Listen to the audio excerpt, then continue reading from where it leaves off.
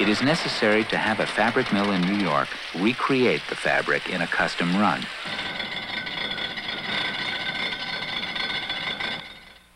The historical photographs show some pieces of original furniture which have not been found.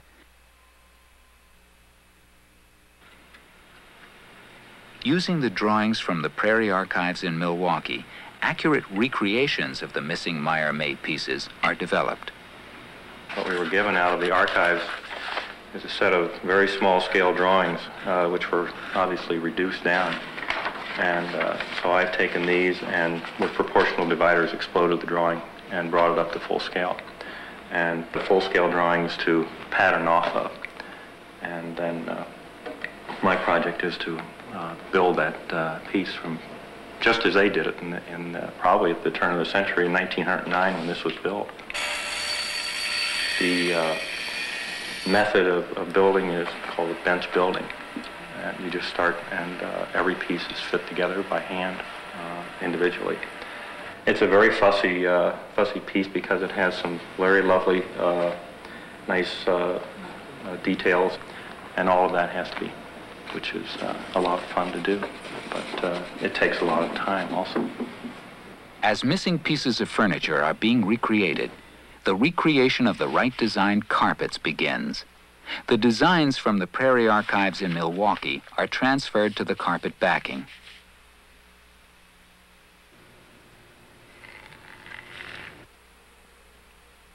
With yarn custom dyed to match the original yarn samples, the carpets take shape row by row, stitch by stitch.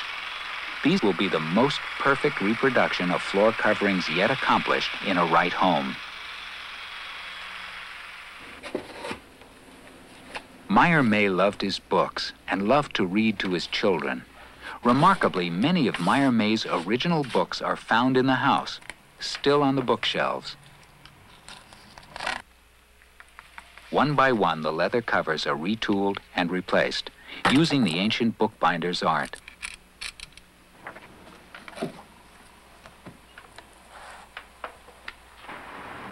Natural daylight was one of Wright's primary interests. The Meyer May house has 116 complex multi-piece windows. Fortunately, relatively few have damaged glass. Still, each window is removed and the copper-plated zinc cames are repaired and remudded. Some of the glass must be replaced. Some of the glass is basically a colored glass available to me. So it was Kokomo Glass Company, and they started in 1888 and are still going strong today, making the same colors in virtually the same way. Wright's fascination with light also shows in the lighting fixtures of the house. The few remaining wall-mounted light fixtures are complex and wonderful, and difficult to reproduce. We are replicating a number of different fixtures as pure replications of the. We're also restoring a small number that need remedial work performed on them. We're going to copy them as exactly as you can copy anything, a piece today. There, as is normal for something like this, a negative impression is taken off of the existing piece, and then a pattern is made from that, and then it is cast, molten form cast.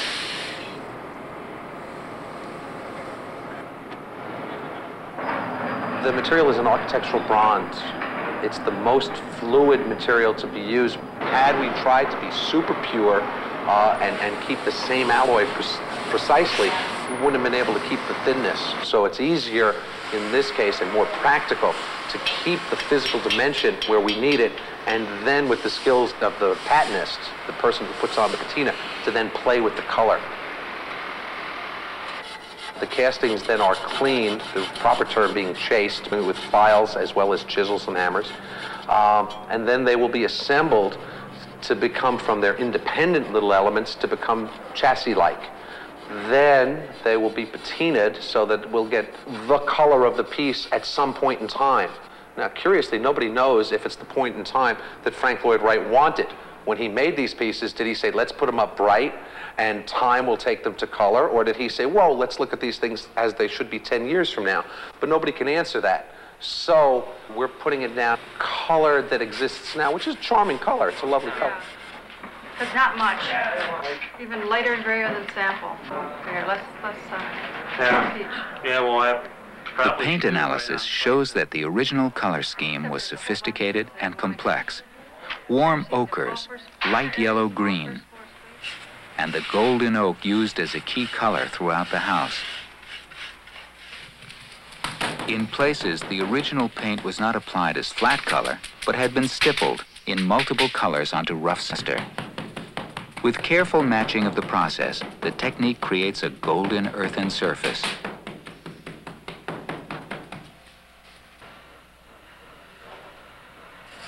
The wood is both a color accent and a powerful linear design element, which defines wall and ceiling planes and leads the eye from space to space. Another strong linear element is found outside the house. Wright has chosen an ancient metal popular in the arts and crafts movement, copper.